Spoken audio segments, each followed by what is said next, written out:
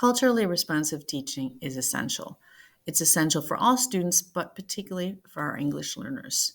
They need to be reflected in the curriculum. They need to see the teacher treating them with respect. They need to see the teacher and the material treating all students with all backgrounds with respect, not just one or two groups, but everyone needs to be considered in the curriculum and in the teaching of the school.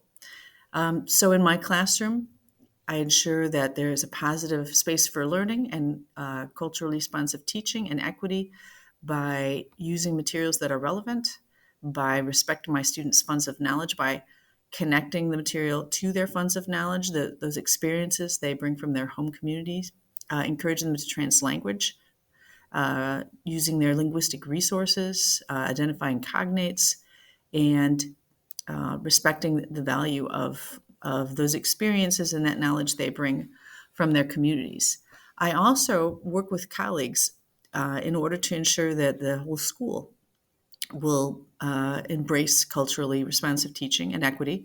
I sit down with teachers who have outside of our teaching duties. We sit together and we talk through the list of students that they have in their classes, the English learners that they have in their classes, and we talk about their backgrounds, their educational backgrounds, whether they're literate in the home language, and if they aren't, the other valuable experiences that they have that they can use to connect to the curriculum. We talk about the importance of the home language and the value of allowing translanguaging.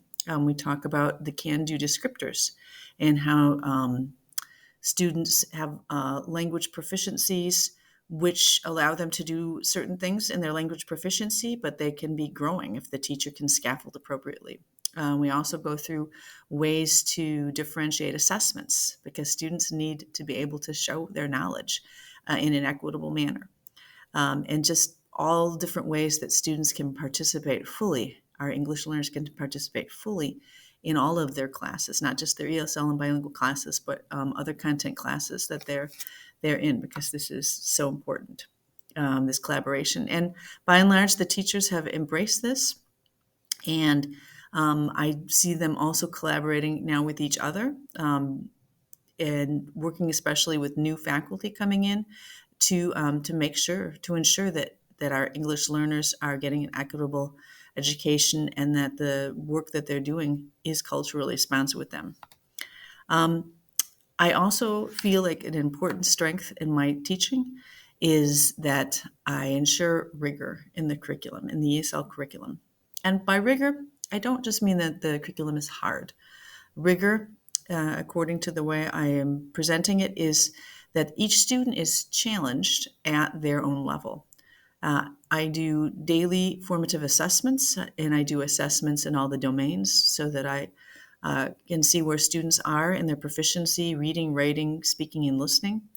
And I make sure that the material and the assignments are differentiated so each student is working successfully where they're at, but they're also reaching for the next skill, because our students cannot stagnate, or should not stagnate at their level.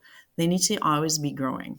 And so when a skill becomes very automatic, very easy, they should already be going for the next skill. If simple sentences are easy, then they should be working on compound sentences. If they're using basic vocabulary successfully, then we need to be adding the technical vocabulary. And students are willing to do that. They're excited to do that because they feel safe. They're willing to take a risk. They're willing to push themselves, and they're excited to do this because no student wants to stagnate. No student wants to be bored. They want to reach their potential. They want to be part of the process, and so they monitor their own learning along when we're doing formative assessments. And when we make, they see the language objectives, they see the content objectives, they know where they need to go. They have a clear direction. I have a clear direction for them, and I share that with them so they know where they need to go in order to reach their full potential. And they're on their way to do that. And that's why it's a beautiful thing to be an ESL teacher.